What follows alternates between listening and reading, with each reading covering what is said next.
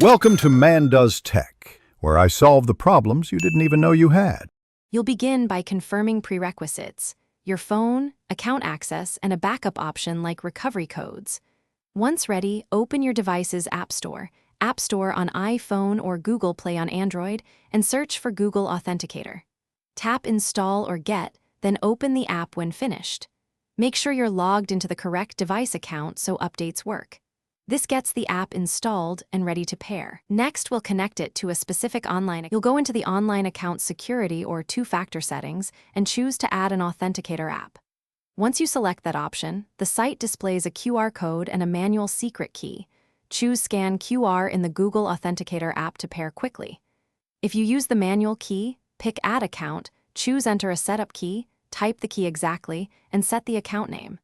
Make sure your phone's clock is set to automatic time. Accurate time keeps codes valid. Complete setup by typing the 6-digit code from Authenticator back into the website to verify the connection. Then save or download any provided recovery codes and store them securely. Once done, test a logout and log in to confirm codes work. If you move phones later, use the app's account export feature or transfer via listed steps. If codes don't work, first confirm your phone's time is automatic. Then try rescanning or using the manual key. Only reinstall after you've secured backups. Thanks for watching. If you found this helpful, don't forget to like and subscribe.